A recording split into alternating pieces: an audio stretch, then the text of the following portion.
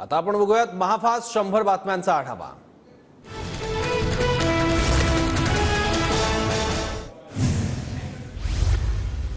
निवडणुकीच्या तिसऱ्या टप्प्यातील प्रचाराच्या तोफा आज थंडावणार। राज्यातील 11 लोकसभा मतदारसंघात मंगळवारी मतदान, तर शेवटचा दिवस असल्याने आज प्रचाराचा सुपर संडे। विरोधक 200 कोटी रुपये वाटत असल्याचं समजलं, मात्र 2000 कोटी वाटले तरी जनता पवार साहेबांसोबतच, रोहित पवारांचं वक्तव्य। काही लोकांना सत्तेचा माज चढलाय, सत्तेचा माज दाखवून कोणी दमदाटी करत असेल तर मी तुमच्या पाठीशी, शरद पवारांची अजित पवारांवर नाव न घेता टीका। मुख्यमंत्री एकनाथ शिंदेंची कोल्हापुरात बाईक रॅली, संजय मंडलिकांसाठी बाईक रॅलीचं आयोजन, सर्वच जण प्रचारात सहभागी, आमचा विजय पक्का, मुख्यमंत्री शिंदेंची प्रतिक्रिया। मनसेचे प्रमुख मौनी खासदारांचं कौतुक करतायत, मौनी खासदारांचं कौतुक करणं राज ठाकरेंची मजबुरी, राज ठाकरे नकली अंधभक्त, संजय राऊतांची टीका। कोकणात आल्यावर राज ठाकरेंची स्मरणशक्ती कमी झाली, राज ठाकरेंच्या सभेवरून विनायक राऊतांचा हल्लाबोल। हेमंत करकरेंना लागलेली गोळी कसाबच्या बंदुकीतली नव्हती, एस.एन. मुश्रीफांच्या लेखाणाचा दाखला देत वडेट्टीवारांचं वक्तव्य। माझ्याकडे असा दारू गोळा आहे पण मी काढणार नाही, भाजपचे उमेदवार उज्ज्वल निकम यांचं सूचक वक्तव्य। बॉम्बस्फोट करणारा अजमल कसाबच्या बदनामीची काँग्रेस नेत्यांना चिंता, महायुती उज्ज्वल निकमच्या पाठीशी तर मविया कसाबच्या पाठीशी, देवेंद्र फडणवीसांचा हल्लाबोल।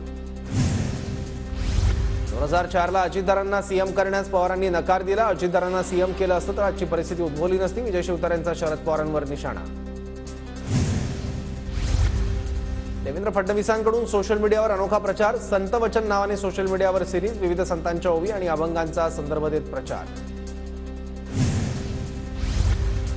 आम्ही बाळासाहेबांचे विचार पुढे नेतोय, आम्हीच असली शिवसेना, स्वार्थासाठी बाळासाहेबांचे विचार सोडणारी नकली शिवसेना, मुख्यमंत्री शिंदेंचा ठाकरे गटावर जोरदार निशाणा। शिवसेना भाजपची पुन्हा युती व्हावी यासाठी मी 5 वेळा प्रयत्न केले, मी उद्धव ठाकरेंची समजूत काढण्याचा प्रयत्न केला, मुख्यमंत्री एकनाथ शिंदे यांचा दावा। देशातील प्रत्येक मुलीचा वडिलांच्या संपत्तीत 50% हक्क, सुप्रिया सुळेंचं वक्तव्य।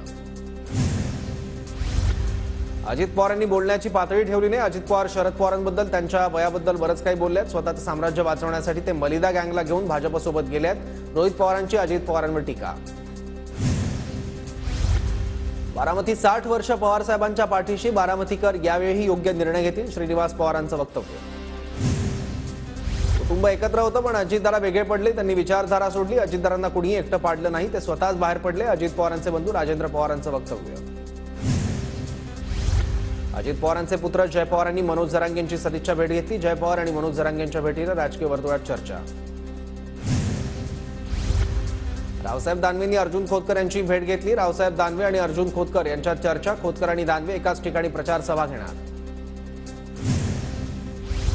बारामती लोकसभेच्या अपक्ष उमेदवार सुनीता पवारांचा सुप्रिया सुळेंना पाठिंबा, इंदापूरमध्ये सुळेंच्या सांगता सभेत पाठिंबा।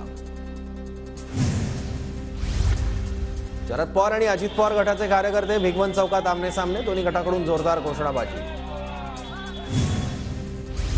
जयकुमार गोरे, श्रीकांत भारतीय नेहमी सागर बंगल्यावर असतात आणि कान भरण्याचं काम करतात, धैर्यशील मोहिते पाटलांची टीका।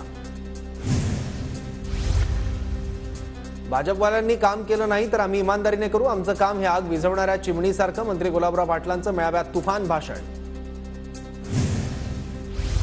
माझं चिन्ह घरोघरी पोहोचलं, प्रचार चांगला झाला, सांगलीचे दोन्ही उमेदवार एकमेकांऐवजी माझ्यावरच टीका करतात, विशाल पाटलांचं वक्तव्य। विश्वजित कदम हे वाघच, वाघ कशी शिकार करतात हे संजय राऊतांना माहीत नसावं, त्यांनी एखाद्या चॅनलची डॉक्युमेंटरी बघावी, कारण वाघ संधी बघून झडप घालतो, विशाल पाटलांचा राऊतांना टोला। साताऱ्यातून माझा विजय निश्चित, निवडणूक जनतेने हातात घेतली आहे, मी चांगल्या मतांनी निवडून येणार, उदयनराजे भोसलेंचं वक्तव्य। ओमराजे निंबाळकरांकडून प्रचाराचा धडाका सुरू, ओमराजे निंबाळकरांच्या घरी सकाळपासून कार्यकर्त्यांची गर्दी, शेती आणि पिण्याच्या पाण्यासाठी प्राधान्यानं काम करणार, ओमराजे निंबाळकरांचं आश्वासन।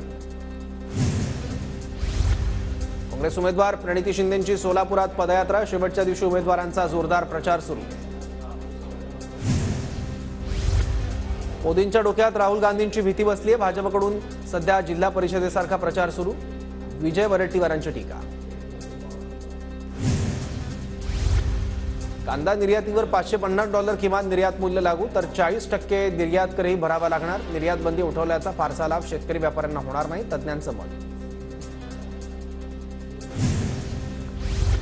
कांदा निर्यात बंदीवरील निर्णय ही शेतकऱ्यांच्या डोळ्यात धूळफेक. पायात बेड्या टाकून शेतकऱ्यांना मारण्याचं काम सुरू. शेतकरी नेते रविकांत तुपकरांची सरकारवर टीका.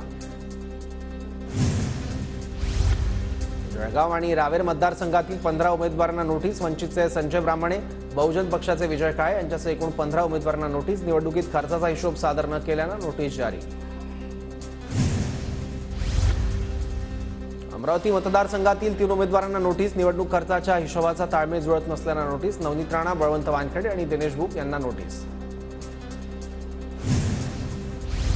देवेंद्र फडणवीसांविरोधात ठाकरे गट पवार गटानं कट रचला होता. पवार गटाची महिला नेता, आयपीएस अधिकारी आणि आमदाराचा कटात समावेश.